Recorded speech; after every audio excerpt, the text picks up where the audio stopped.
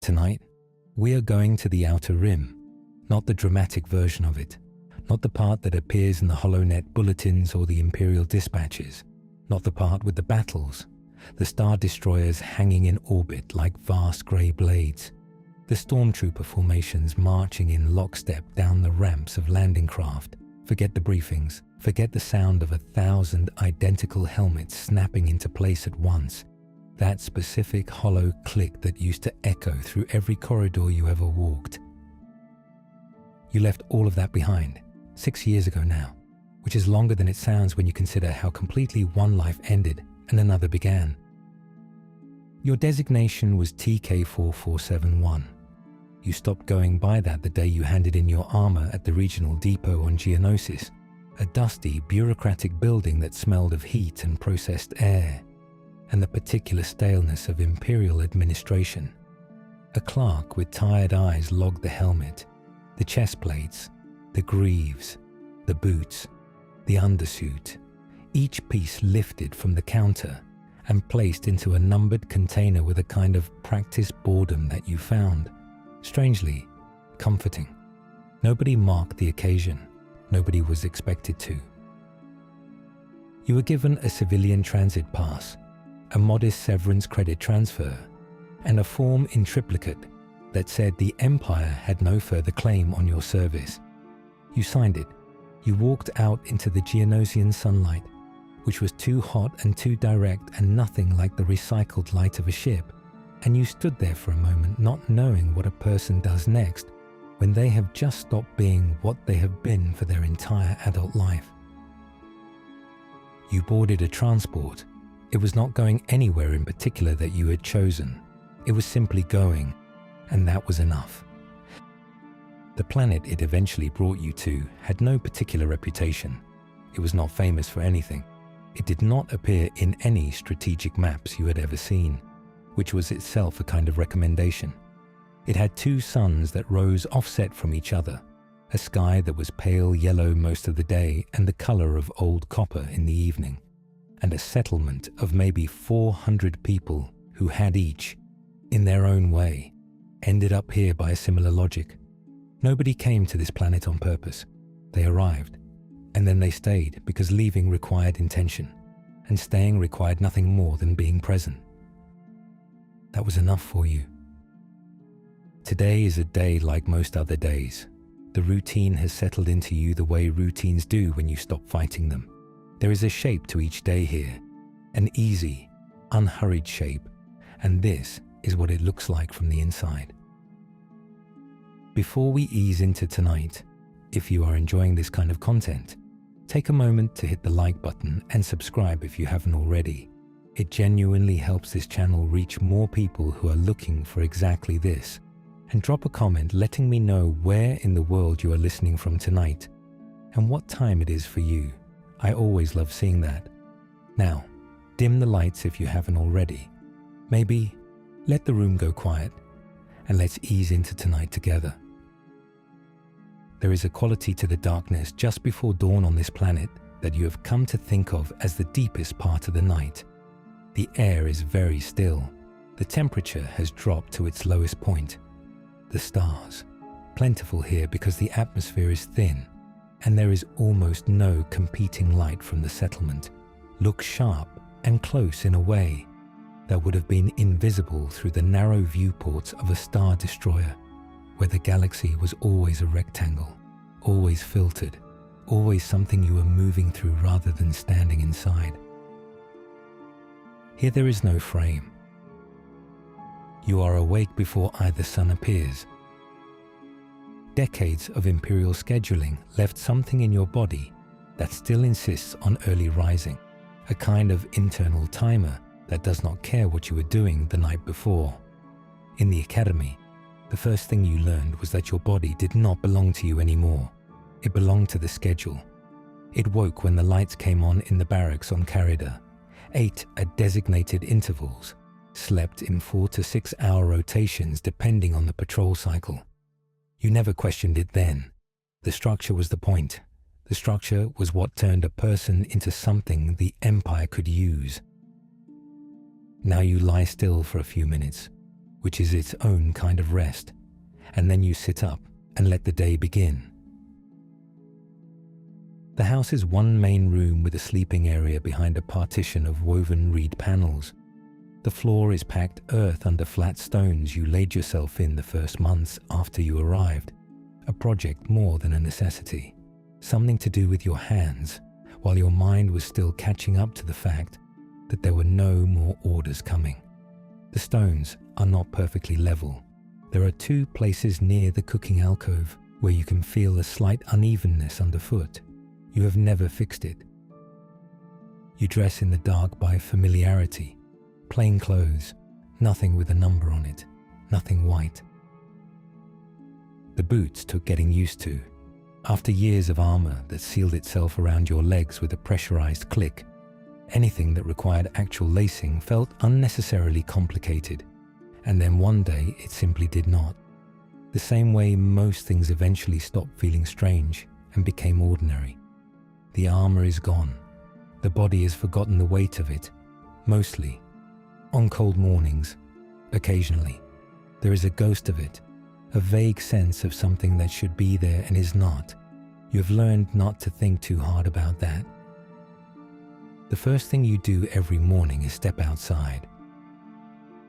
The step at your front door is a single flat stone, wider than the doorway, and it still holds the cold of the night on its surface.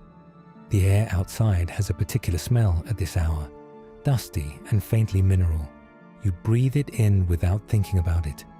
The plain stretches away in all directions, flat and pale in the starlight, and for a moment the settlement behind you might as well not exist.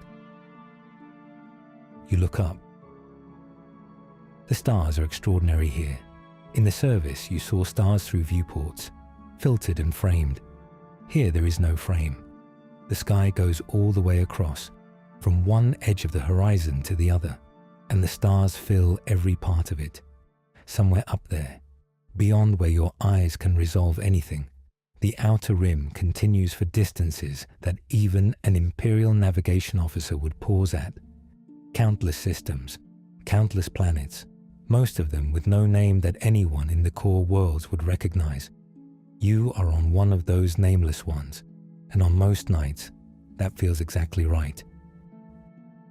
You stand for a few minutes, just standing. Then you walk out to the moisture evaporator. The evaporator is about 40 meters from the house. You positioned it carefully in the first weeks to catch the prevailing wind from the northwest. It is a standard Tatooine pattern unit, second-hand when you bought it, the same basic design that farmers on desert worlds have used for generations. The housing has been patched twice, and the collection drum is slightly dented on one side. It does not look like much. It works reliably. The principle is straightforward. At night, when the temperature drops far enough, moisture in the atmosphere begins to condense. The evaporator draws it in, processes it through a series of collection coils, and deposits clean water into the drum. How much it collects depends on the conditions. Some mornings the drum is heavy, some mornings it is lighter. You check the level by opening a small panel on the side and reading the float indicator. This morning the rod sits at roughly 2/3. That is a reasonable amount, and you allow yourself a small inward satisfaction before detaching the collection vessel and carrying it back toward the house. You have thought, more than once, about the moisture farmers on Tatooine. There are stories about them, the kind of stories that circulate in bars on Mos Eisley and eventually drift even to the decks of star destroyers, of families who spent generations watching those slowly rotating veins, building lives around whatever the sky gave them each night. When you were in uniform, the idea of a life organized around a machine waiting for water would have seemed impossibly small. Now it seems like something else entirely, practical, patient, honest. You pour the water into the large sealed container by the door and go back inside. The heating coil is in the cooking alcove at the back of the main room. It glows a deep orange red when it is on. and it throws a small cone of warmth into the immediate area that is, in the cold of early morning, genuinely pleasant. You fill a metal pot from the collection vessel and set it on the coil to heat. While the water heats, you stand in the alcove and look out through the window. The light is coming now. The sky to the east is developing a pale strip of color at its base, something between gold and grey. You watch it and think, as you sometimes do at this hour, about Coruscant, about the artificial dawn they used to pipe into the barracks there, the light panels brightening on a preset timer, the same temperature every morning regardless of weather or season, because on Coruscant, the weather was managed and the seasons were decorative. You spent 2 years stationed there, in a facility 3 kilometers underground, and in all that time you never once saw a real sunrise. You did not think to miss it. Now you watch everyone. The tea comes in small cloth packets from a woman named Dara who sells at the weekly market. It tastes of something woody, with a faint sweetness underneath. She told you what was in it once, a list of plant names you no longer remember. It does not matter. It is the right thing to drink at this hour, and that is sufficient. You take the cup outside and sit on the step. The first sip of the morning is always slightly too hot. You know this and you take it anyway. There is something in the small, deliberate discomfort of it, the brief heat on the lip, the immediate warmth in the chest. That functions like a signal. The day is starting. You are in it. Everything that happened before this particular morning is simply what happened before. The first sun appears as a point of intense light at the horizon, slightly flattened by the atmosphere. The color at the moment of rising is deep amber, and it spreads across the plain from the east in a way that has almost a physical quality, touching every surface and changing its color immediately. The pale scrub plants suddenly appear in their actual tones, a dusty green-gray, silver on the underside of the leaves where the wax catches the new light. You drink your tea and watch this happen. There is a planet called Lothal that you heard about once, years ago, from a corporal in your unit who had grown up there before it was pulled into the Imperial fold. He described the plains there in a particular way, the grass moving in long waves when the wind came through, the sky a dusk-going colors he said he had never seen anywhere else. He spoke about it quietly, the way people spoke about things they had left behind and were not sure they would ever find again. You did not know what to say to him then.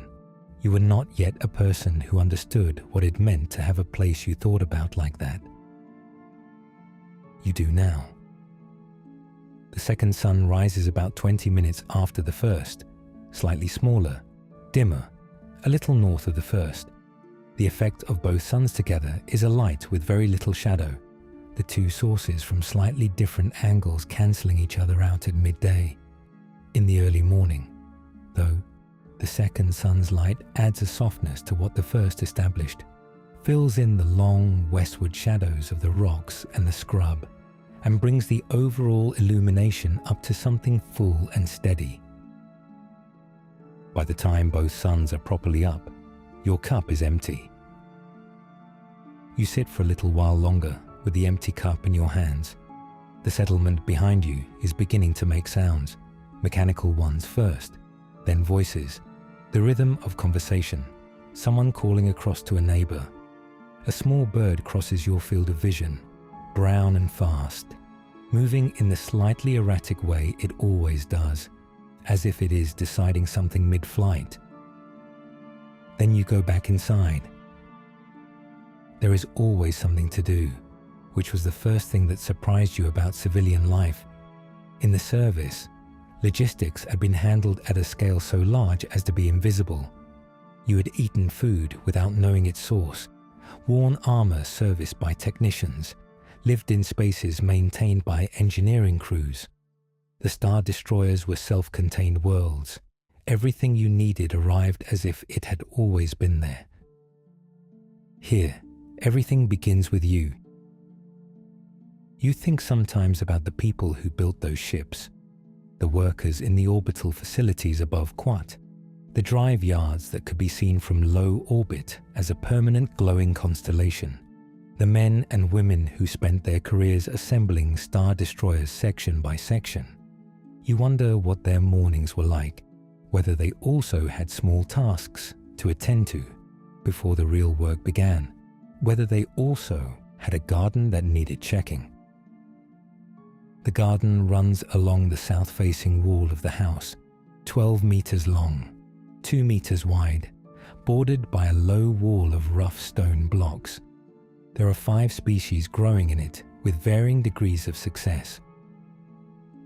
You go along the row with a small trowel, checking the soil at the base of each plant. 3 of them you bought as seedlings. 1 you transplanted from the wild scrub at the edge of the gully, which the greenhouse woman in the settlement told you was inadvisable, but which turned out to be the most vigorous plant in the whole row, its roots having gone deep enough that it is essentially self-sufficient. The 5th came from a packet of seeds with a label in a script you cannot read, purchased from a trader at the market on a kind of quiet gamble. It has not died. It has also not done much else. You water from a can, pouring carefully at the base of each plant that needs it. The water disappears into the soil almost immediately, which still strikes you after all this time. The speed of it, the way the evidence of what you poured simply vanishes. On Camino, where you briefly transferred once as part of a logistics rotation, water was everywhere. It fell from the sky constantly. The platform cities sat on stilts in an endless grey ocean, and the sound of rain was so constant that the troopers on rotation there stopped hearing it after a few days. Here the opposite is true. Every drop is accounted for.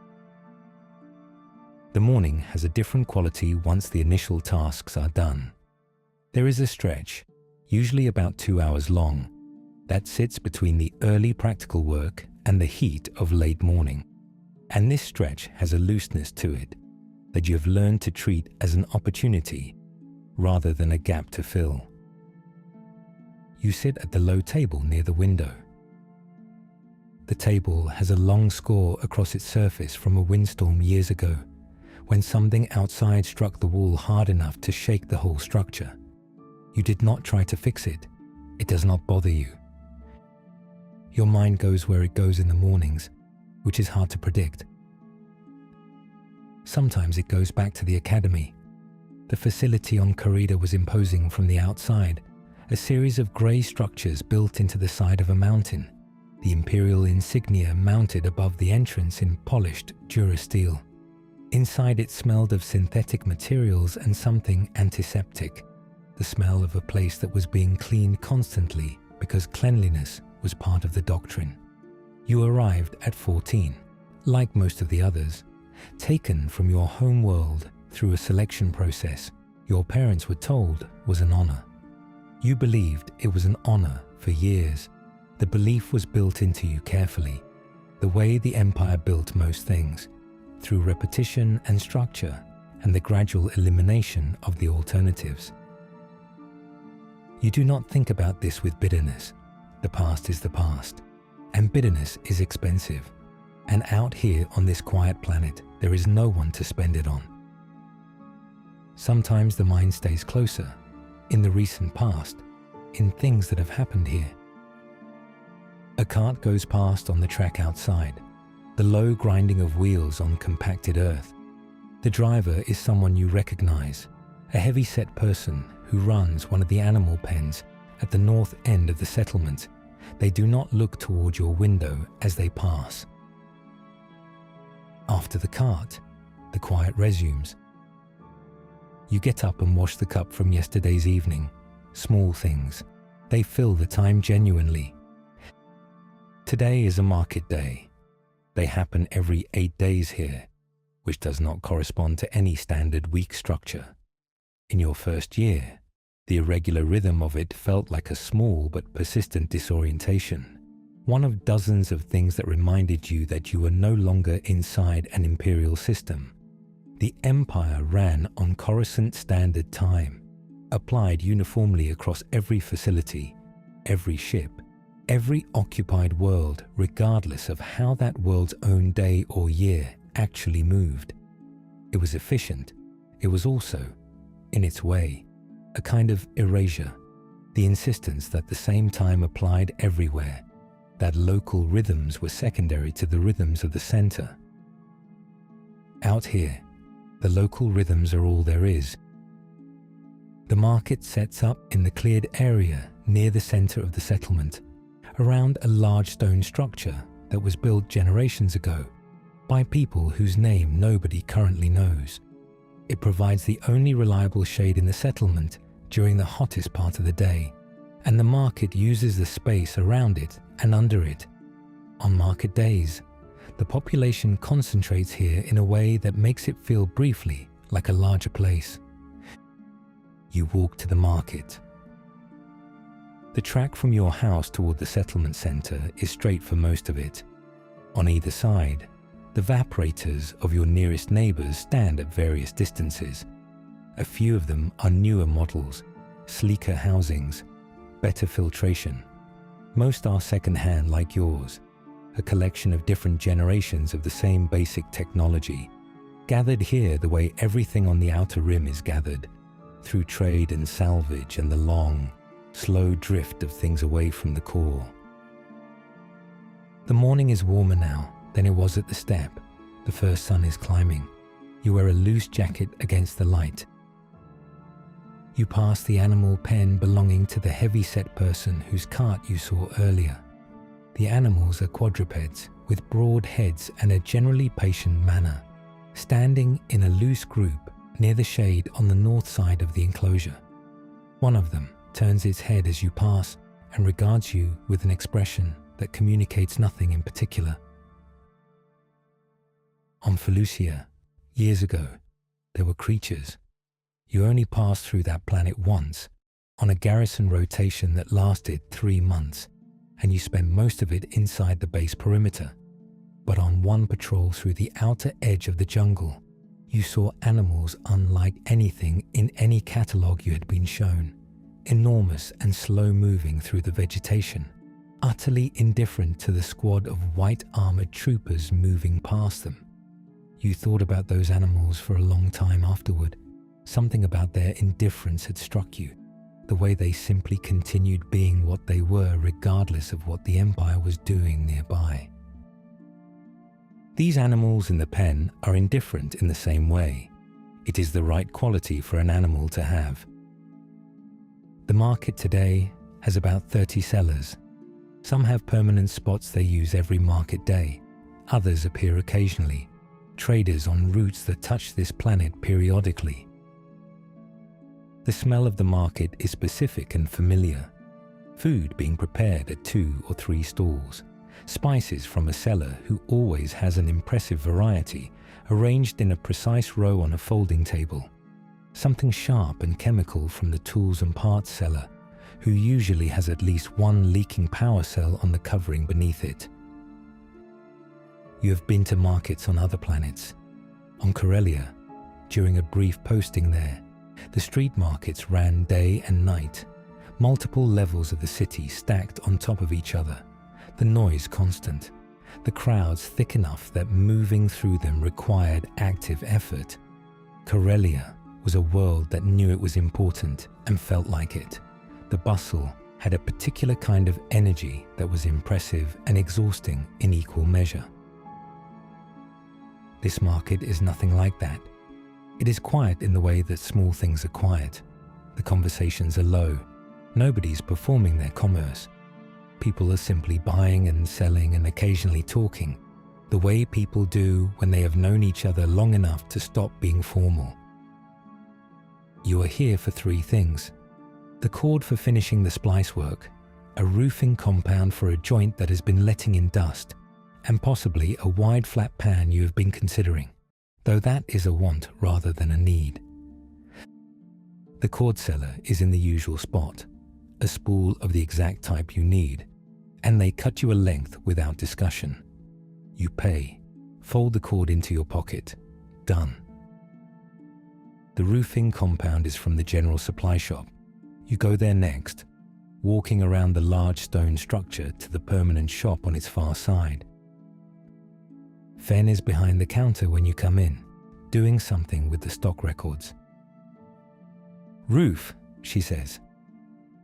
"Joint on the north side," you say. She reaches to a shelf without looking and places the right canister on the counter. She has either remembered from a previous conversation or has simply made the correct calculation about what a person with your kind of structure is likely to need. You pay and exchange a few words about the wind, which has been from the north more consistently than usual lately. Neither of you knows whether this will continue. You take the compound and go.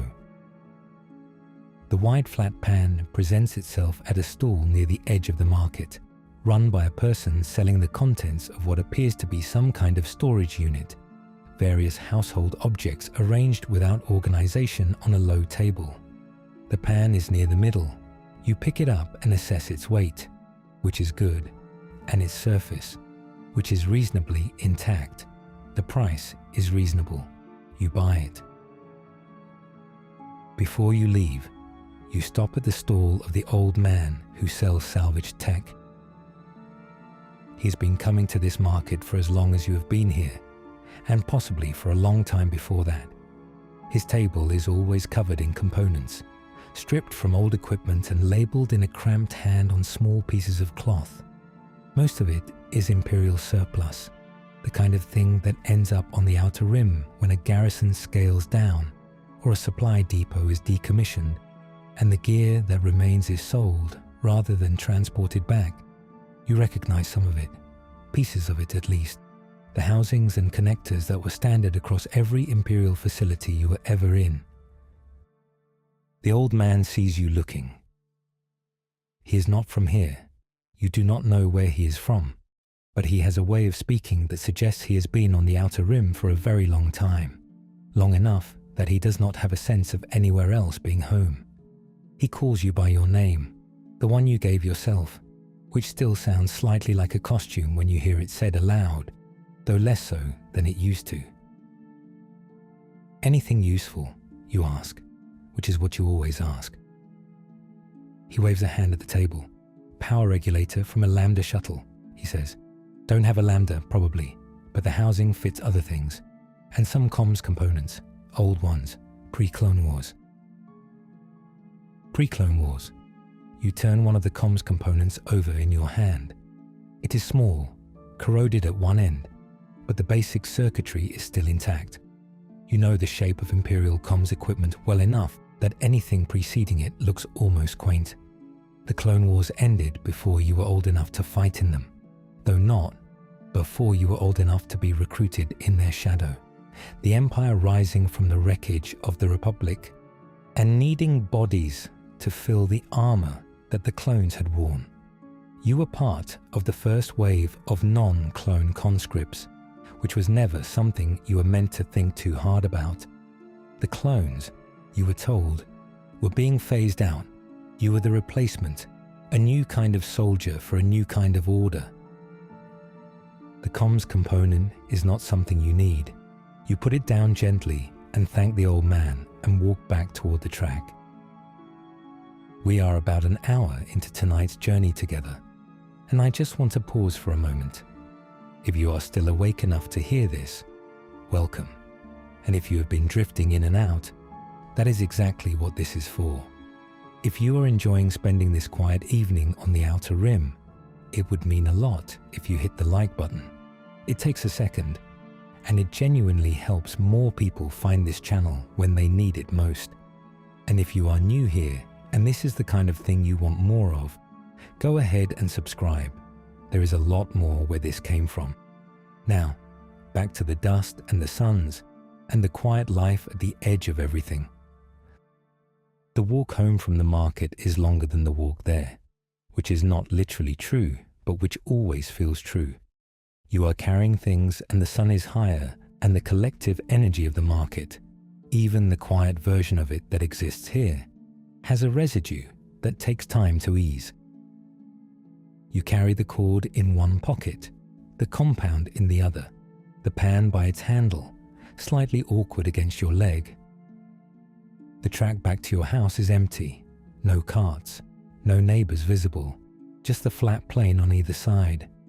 The scrub moves slightly in the northern wind, which has picked up a little since this morning, enough to make a faint sound against the lower leaves.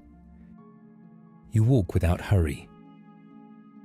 In formation, you always moved with purpose, speed, direction, spacing, even when the objective was simple, even when you were walking from one corridor to another on a ship.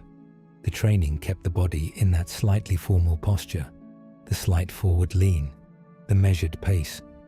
It took a long time to lose that. You caught yourself doing it in the settlement once, in the first year, moving through the market with an unconscious precision that made a child stop and stare at you. You slowed down after that. You widened the distance between your steps. You let your arms move in a way that was not practiced. Now your body moves the way it wants to move, which is the way any person's body moves when they have been walking the same ground for years. A small animal crosses the track ahead of you, fast, low, brownish, gone into the scrub in a moment. You think, for no particular reason, about the armor. The armor was white, which is a fact people find surprising when they encounter former troopers in civilian life. White suggests cleanliness and precision, which is accurate in theory but not in practice. In practice, the armor was in a constant state of micro-damage, scratched and scuffed and occasionally cracked, and the maintenance of it was continuous. The helmets were the worst for this, taking the most contact, and the visor lenses needed replacing on a cycle that the supply chain was never quite able to keep up with. You spent a significant amount of your working hours either wearing the armor or attending to it. The helmet, specifically, is what you think about most sometimes. Not because you miss it, you do not, but because of what it did to your relationship with the world around you. Everything was filtered through the visor, slightly tinted, the peripheral vision restricted to what the lens could show. Sounds came through the internal audio system, processed and slightly flattened. You never smelled the worlds you walked on. You never felt the temperature of them.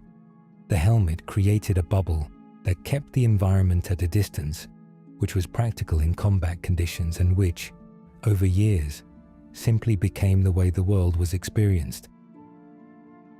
Now you smell the dust of the track. You feel the warmth of the suns on your neck. A gust of wind moves across your face and carries with it the faint mineral smell of the plain. This is how the world is supposed to work. Your house appears at the end of the track, the right size, the patched roof visible because the patch material is a slightly different color, the garden against the south wall, the plants small and alive. You go inside. Midday on this planet is serious. The two suns at their peak height eliminate almost all shadow, giving the landscape a flattened, overlit quality. Most people in the settlement are inside during the 3 or 4 hours around midday, and the tracks are empty. You repair the roof joint with the compound you bought this morning. The roof is accessible via a short ladder kept against the back wall. From up there, the view is extensive. The flat land goes to the horizon in every direction, and the settlement is visible in its entirety. The large stone building at its center, the tracks radiating outward, the plots and structures in their irregular arrangement. From this height, it reminds you a little of looking at something from an Imperial observation platform. You were on one once, briefly, an orbital surveillance installation above Lothal, and from there you had looked down at the planet's surface through a viewport that magnified and rendered the landscape in precise detail.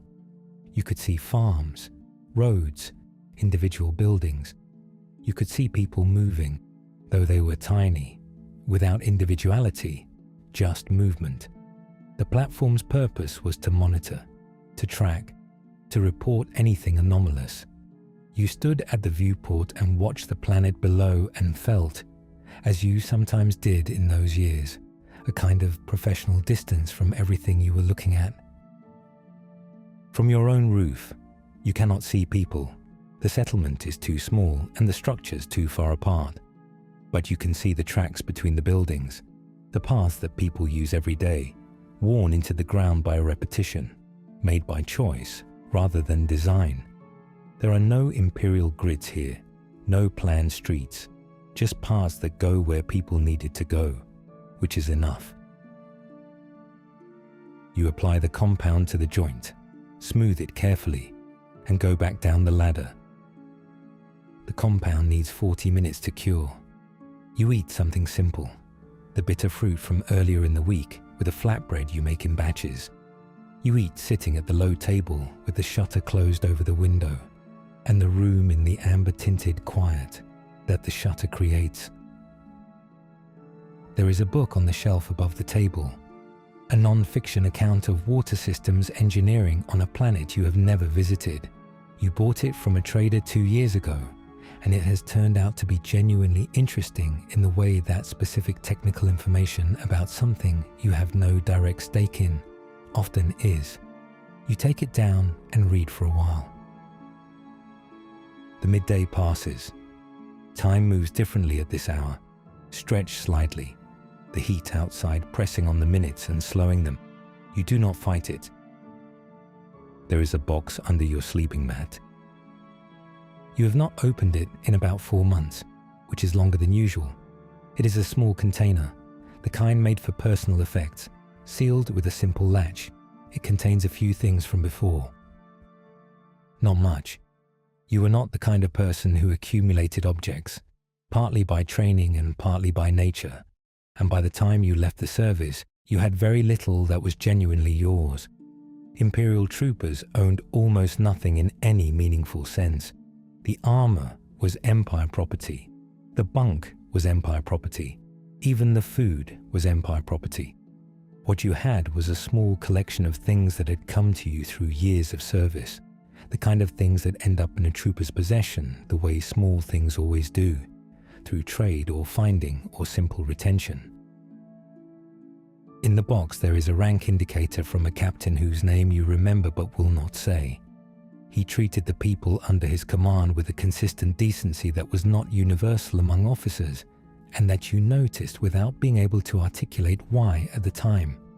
He transferred to a different post about a year before you left the service. You kept the indicator without planning to. It is just a small piece of metal, nothing remarkable, but it reminds you that even within a system built on uniformity, individual people were still individual people. There is also a small recording chip in the box. You have played it twice since coming here. It is not a long recording, about 4 minutes, made in a bar on Corellia by someone who said they were a musician, but who, based on what you heard, was probably more accurately described as someone who played music occasionally and sometimes did it for credits. The song they played was simple. It had no complicated structure, and the performance was imperfect. The timing uneven in places. The melody occasionally lost track of and then found again. You bought the chip from them for a handful of credits because something about the imperfection of it was appealing. The evidence of a person making a thing without the thing being particularly impressive. In the service, imperfection was failure. Everything was to standard or it was deficient.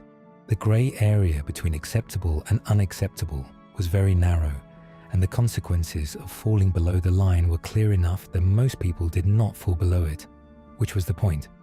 You were efficient, you were reliable, you met the standard in almost every category for 22 years. And then you stopped. Not dramatically, not for a reason anyone would write about. You simply reached a day when you looked at the next 20 years of the same structure and found that you could not locate, anywhere inside yourself, a reason to continue. The Empire was not something you were angry at. It was more that you had slowly become visible to yourself in a way you had not been before. A person inside an institution who had for a long time thought of the institution as the same thing as the person, and who had finally noticed the gap between them. You requested discharge. The paperwork took 8 weeks. Nobody tried to dissuade you. You were not important enough for that. You close the box and slide it back under the mat. Outside, the heat is still at its peak. The compound on the roof joint is curing. The plane is bright and still and empty, doing exactly what it always does at this hour, which is simply to be there, patient and indifferent and completely uninterested in the history that a particular person on a particular plot is carrying around with them. That is, in its way, the right thing for a planet to do. There is a point in the afternoon where the quality of the day changes. The heat has been at its peak, and now something relaxes. Some tension in the air eases, and the temperature begins its slow fall toward the cool of evening. You open the shutter. The light that comes in is no longer the flat intensity of midday. It has an angle to it, the sun's having moved enough that the light is coming from the west, and this angled light is warmer in tone and more interesting, picking out the textures of things in ways the overhead light cannot. You go up to check the compound. It has cured. You run a fingertip along the joint and it holds. You go back down. In the early afternoon, before the heat eased, you were thinking about a conversation you had once with a man named Kov, who had served in the same unit for 3 years before a transfer separated you. He was one of the few people in your years of service who talked about the life with any real honesty, not the official version, not the Imperial propaganda that filtered through the HoloNet broadcasts about duty and order and the peace the Empire was maintaining, but the actual texture of it, what it was like to patrol a city where the locals watched you with a specific kind of blankness that was not quite hostility and not quite acceptance, but something in between, the look of people who had learned to behave a certain way in front of white armor. Kov said once, sitting in the mess hall of a Venator-class vessel that had been repurposed from Clone Wars service and still smelled faintly of a different era, that he had started to notice things he was not supposed to notice, that the people on the worlds they patrolled were mostly just people, that the rebels, they were told, were terrorists, mostly seemed like people with complaints that were not entirely unreasonable, that the gap between the Imperial version of events and the version visible on the ground was wider than the briefing suggested. You did not say anything useful in response to this. You said something non-committal, the way you had learned to respond to things that were true and complicated. Kov transferred a few months later, and you do not know what became of him. You think about that conversation occasionally, not with guilt or regret, exactly, more with a kind of recognition. You were a person who noticed things without acting on them for a very long time. That is both worse and better than it sounds, depending on the day. The afternoon light comes through the window. The long shadow from the house has started to reach out across the south side of the garden, covering the first meter of it. You can see where the light ends and the shadow begins, with a clarity that the overhead midday light would not allow. You sit on the garden wall for a while with no particular intention. The wall is rough on the surface, warm from the day's sun. The scrub in the distance moves in the northern wind. The settlement makes its mid-afternoon sounds, a certain quietness within the activity, as if everyone is doing what they are doing, with slightly less urgency than the morning demanded. You watch the shadow move, which is imperceptible directly but obvious over time. The hours between mid-afternoon and the beginning of evening are not hours that demand anything of you. The work is done, the errands are done, the roof is sealed, the garden has been attended to. What remains is simply the time. You choose, today, to do a small thing you have been putting off, The shelf to the left of the door has accumulated things over 6 years without ever being properly organized. Bits of hardware, a broken instrument whose parts might be useful, several containers with contents you would have to open them to identify, a piece of fabric you bought with a vague intention to make something and have not yet made. You take everything off the shelf and put it on the table and look at it. Among the items there is a small Imperial credit chip, outdated now, probably, the Empire having restructured its currency systems multiple times since you left, but still intact, still holding whatever small value was loaded onto it. You do not remember where it came from. It has simply been on the shelf since roughly the first year. You pick it up and turn it over, looking at the Imperial crest pressed into its surface, the clean geometric symmetry of it that you once barely registered because it was on everything and you had stopped seeing it. The crest looks different when you are not wearing the armor. Without the context of the institution around you, it is just a design on a small piece of metal. It has no power over anything here. It does not represent anything that this planet cares about or that the people in the settlement think about. Out here on the Outer Rim, the Empire was always more of a concept than a reality, something that arrived occasionally in the form of a garrison or a customs inspection or a new tax, and otherwise remained theoretical.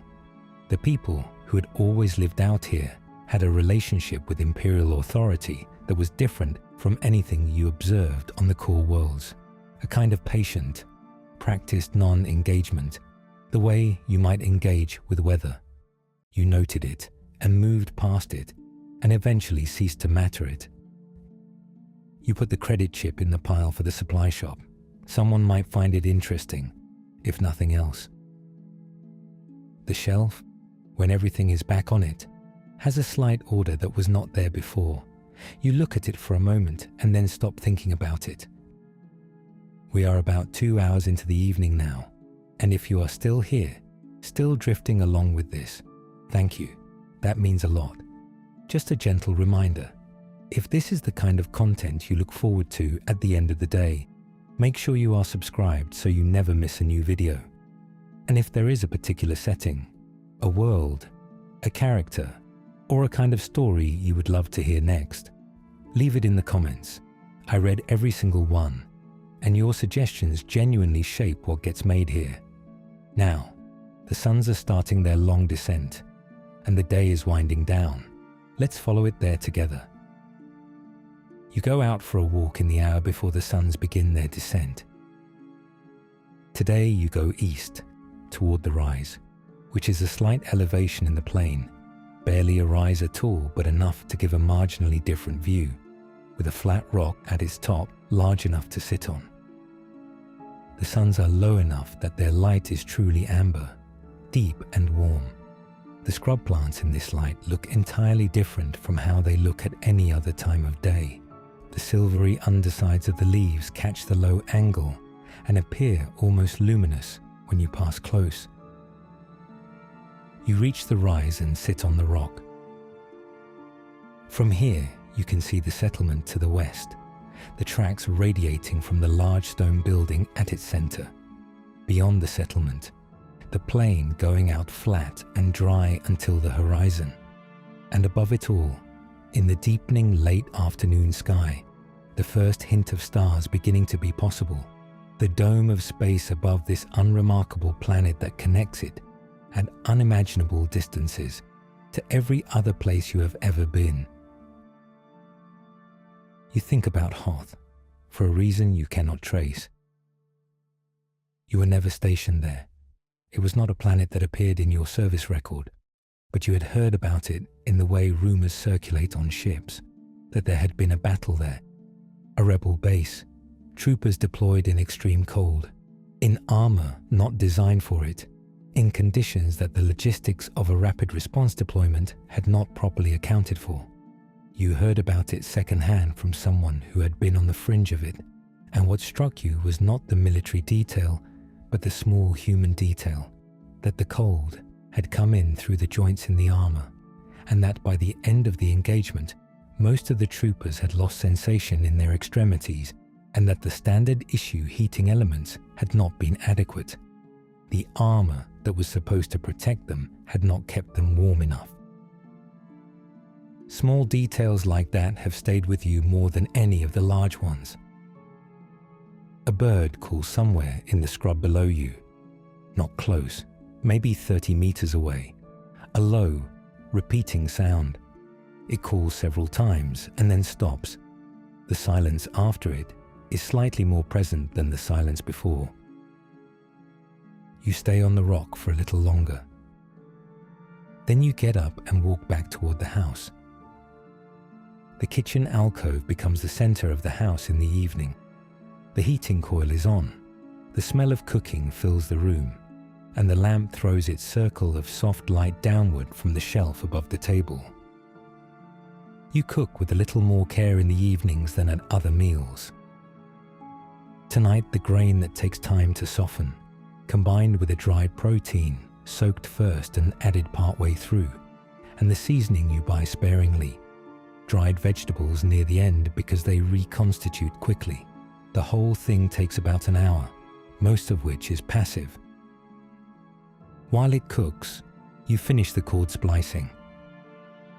The cord work is on the table, the tool spread around it. The piece you needed from the market is available now, so the project can be completed. You work through the splice with the tools, your hands knowing the process well enough that your attention can be partly on the cooking smells from the alcove.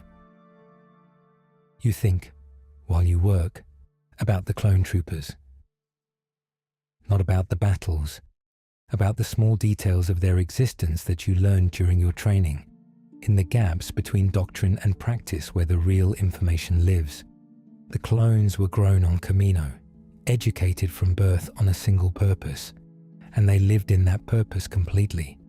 They had numbers, not names, though many of them acquired names from the people around them, the Jedi commanders they served under, the fellow troopers who gave each other handles that stuck. You met a few retired clones in your years of service, very few, because most did not retire in any conventional sense, and the ones you met had a quality to them that was hard to name. A kind of completeness, perhaps, a sense of having been made entirely for something, and then having to figure out what they were when that something was over. You understand that quality better now than you did then. The splice is done. You hold the finished cord and pull it gently in opposite directions. It holds. You coil it and put it on the shelf. You stir the grain. You eat at the table. The grain with the protein and vegetables and seasoning is straightforward, nothing remarkable, but it is hot and satisfying in a way that simple food consistently is when you are genuinely hungry. In the service, food was fuel. There were designated meal periods, standard caloric allocations, food that was nutritionally correct and almost entirely without pleasure. You ate it on schedule and thought nothing of it. It is strange now to think about how much of your daily experience was organized around efficiency, rather than any sense of living it, consuming food not because you were hungry, but because it was the designated time, sleeping not because you were tired, but because the rotation demanded it. The meal here takes the time it takes. After eating, you sit for a moment with the empty bowl in front of you. The cooking smells are still in the room. The lamp throws its circle of light, not reaching to the corners, leaving them in a soft dark that is not uneasy, but simply the room at this hour. You wash the bowl and the pot with the minimum water necessary. The washing up sounds are the sounds of the end of the meal, specific and familiar, and then the silence afterward when everything is put away. Outside, the suns have set. You did not catch the exact moment, which is how most sunsets work, their finish arriving without announcement in the middle of other things. The sky, when you step outside after washing up, is in its deep dusk state, the last of the amber long gone and the blue deepening toward the dark that comes quickly after. You stand on the step. The air now has the clean, dry cold of the evening beginning. The evaporator is running, its faint mechanical process audible in the stillness, drawing moisture from the falling temperature. By morning, it will have collected another amount. The stars are appearing. On a ship, the stars were never like this. On a star destroyer, you might see them through a viewport for a few minutes during a break, a small rectangle of space fixed to whatever direction the ship was pointed. During hyperspace travel, the stars disappeared entirely, replaced by the blue-white tunnel of the jump, which was dramatic the first time and unremarkable every time after. The galaxy was something you moved through at speed, something that blurred past, something that was useful as a navigational reference rather than anything to be looked at. From here, the galaxy does not move. It turns, slowly, over the course of the night, the stars describing their long arcs across the sky, but it turns at a pace you can be inside rather than racing past. You can watch a single star from the step and look at it again an hour later and see that it has moved, slightly, in its arc. The movement is real, and it is slow enough to feel like something other than transit. It feels like belonging somewhere that is also in motion, which is the most any of us can say.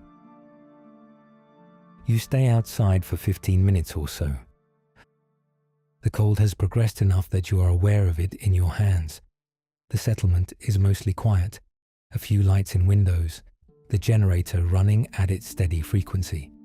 Somewhere, a gathering of voices, too indistinct to make out words, just the sound of people in a room together. A falling star crosses from north to south, brighter for a fraction of a second than you expect, and then gone. You go back inside. The house at night has a quality of smallness that is different from its daytime quality. The lamp is on, the walls are close, the ceiling is low. In the daytime, the window opens the space out, connects the interior to the wide outside. At night, with the dark outside making the window a dark rectangle showing only stars, the room is what it is, a small, warm space containing a small, contained life. You sit in the chair by the lamp, not the low table chair, a different one, larger, with arms, which you bought second-hand from a family that was leaving the planet about 3 years ago. The cushion is getting flat. You have not replaced it. The book is on the table. You read for a while. A thought comes to you, as thoughts do in the quiet of evening, arriving sideways. There were Jedi, once. This is a historical fact now, not a current reality, and it is one that you process the same way you processed most Imperial doctrine, as information you were given and not encouraged to examine. The official position was clear enough. The Jedi were a destabilizing force, a self-appointed order with too much power and too little accountability. And Order 66 was a necessary correction. This is what you were told and what you accepted, because accepting was the default mode and because the alternative required something you were not yet equipped to offer. You have thought about it differently since leaving. Not dramatically, not with the force of sudden revelation, more the way you think about most things now, slowly and without pressure, turning something over in your hands the way you turned the cord splice over before you made the first cut. The Jedi were, by most accounts that made it through the official filtering, people who spent a great deal of time doing very ordinary things, sitting still, studying, traveling without particular urgency.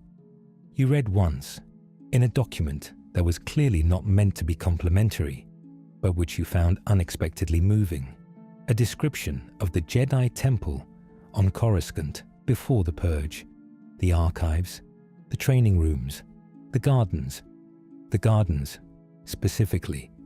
There were gardens on the upper levels of the temple, maintained by initiates as part of their training. The document described them as an indulgence. You read that word and thought about your own garden and did not find it convincing. People who maintained gardens were not, in your experience, the people you needed to be most concerned about. The lamp is burning lower. The corners of the room are in soft dark. There is no particular ceremony to the end of the day. You simply become aware, at some point, that the day is finished. You check the door. The latch catches solidly. The window in the main room does not close, by choice, the air circulation at night being sufficient reason to leave it open even in the cold. The evaporator is running outside, its faint sounds carrying through the window, the patient mechanical process of the night's collection underway. You take down the heavier jacket from the hook near the sleeping partition and put it over the chair. You turn the lamp down to its lowest setting. The flame becomes very small, barely more than a flicker, and the room responds by becoming nearly dark, the shapes of things still visible, but very soft. You lie down. The cold of the blanket at the first moment is something you have never quite gotten used to after all these nights. The slight shock of the fabric before your body warmth has a chance to change it. You pull it close and lie still, and the warmth builds inside the fold, as it always does. The wind outside has settled. There are nights when it moves all night, and nights when it stops completely. Tonight, it is somewhere between reaching the house occasionally and then withdrawing, like something that keeps checking on something and finding it unchanged and going away satisfied. The stars are in the window. From where you lie, you can see a portion of the sky through the opening, a few of the brighter stars in that section. You know some of them by their positions relative to each other, the particular grouping of 3 near the upper right of the window frame, the single bright one toward the lower left. You do not know their Imperial navigation designations, the alphanumeric codes from the charts you memorized in your earliest years of training. You know them the way you know the stone floors and the garden plants and the path to the evaporator, by long familiarity rather than formal knowledge. That is enough. Somewhere out there, beyond where your eyes can resolve anything from this cot on this small planet, the galaxy is continuing in its various states. Ships are moving through hyperspace, their navigation computers plotting the routes you once knew. Officers are standing at viewports looking at stars through the filtered rectangular frames of their viewports. Troopers are sleeping in rotation, waking in rotation, putting on armor in the dark the way you used to put on armor in the dark. The pieces going on in the same order every time because the body learns the order and does not need to think about it. You are not any of those things anymore. The settlement around you has gone quiet for the night. The generator continues. That is the only sound with any regularity now, and after enough evenings, it has become as much part of the silence as part of the noise. Your body is heavy in the way it gets at this hour. The weight of the day in the limbs, pulling them down into the mat. Not unpleasant, just the weight of having moved through the hours and done the things the hours asked for.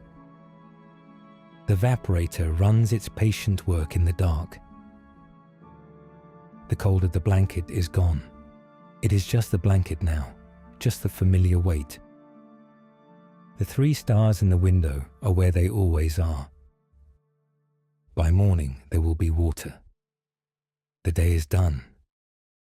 The plain stretches out in the dark beyond the house, flat and quiet, and somewhere in the scrub a small animal moves through the low plants making no sound that carries this far, going about whatever small creatures do on quiet nights on unremarkable planets at the far edge of things. The outer rim is very large. It contains more worlds than anyone has ever counted, more people living ordinary lives than anyone in any Imperial archive ever thought to record. Most of them are not in any story. Most of them will not be remembered.